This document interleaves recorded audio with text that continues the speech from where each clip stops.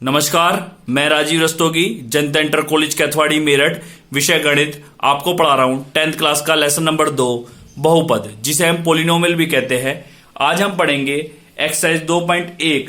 सबसे पहले हम जानेंगे बहुपद किसे कहते हैं। ऐसे बीजीय व्यंजक जिसमें चर राशियां केवल ऋणोत्तर पूर्णांक यानी कि धनात्मक तथा शून्य घात के रूप में हो, बहुपद कहलाते हैं। जैसे a0 प्लस का a1x प्लस का a2x square plus dash dash dash plus an(xn). Next heading, बहुपद का वर्गीकरण, जिसे हम क्लासिफिकेशन ऑफ पोलिनोमियल भी कहते हैं। इसे दो भागों में बांटा जाता है। पहला है पदों की संख्या के आधार पर, नंबर 2 है घात की संख्या के आधार पर। सबसे पहले हम पढ़ेंगे पदों की संख्या के आधार पर। इसका पहला भाग है एक पदी बहुपद, जिसे हम मोनोमियल कहते हैं, जिसमें केवल एक पद होता है, जैसे 5x। नंबर 2 पर आता है द्विपद बहुपद, जिसे हम बाइनोमियल कहते हैं, जिसमें दो पद होते हैं, जैसे 7x स्क्वायर प्लस का 8x। तीसरे नंबर पर आता है त्रिपद बहुपद, जिसे हम कहते हैं ट्राइनोमियल, जिसमें 3 पद होते हैं, जैसे 5x स्क्वायर प्लस का 4x प्लस का 3। नंबर 4 पर आता है अचर बहुपद, जिसे हम कहते हैं कांस्टेंट पोलिनोमियल, जिसमें केवल अचर पद होते हैं, जैसे 56।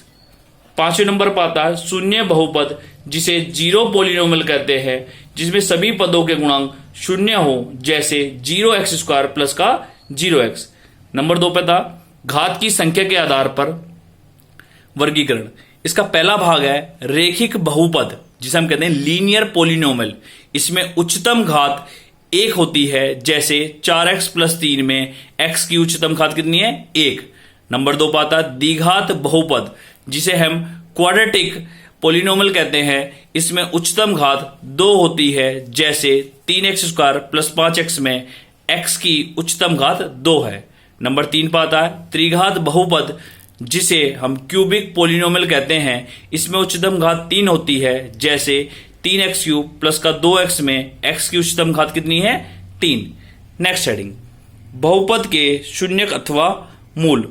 चर के वह मान जिन पर किसी बहुपद का मान शून्य हो जाता है, उस बहुपद के शून्यक अथवा मूल कहलाते हैं। प्रॉब्लम नंबर 1, बहुपद px के शून्यांकों को ज्ञात करना है।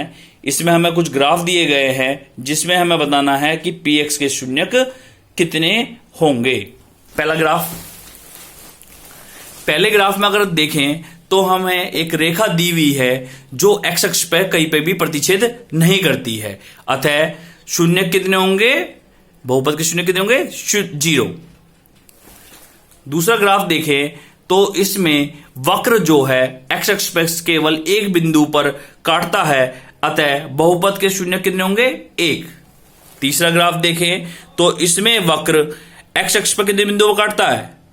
1, 2 और 3 बिंदुओं पर काटता है, अतः बहुपद के शून्य कितने होंगे? 3। चौथा ग्राफ देखें तो इसमें वक्र x अक्ष पर कितने बिंदुओं पर काटता है? 1, 2, 3 और 1 4 बिंदुओं पर काटता है, अतः बहुपद के शून्य कितने होंगे? 4। धन्यवाद।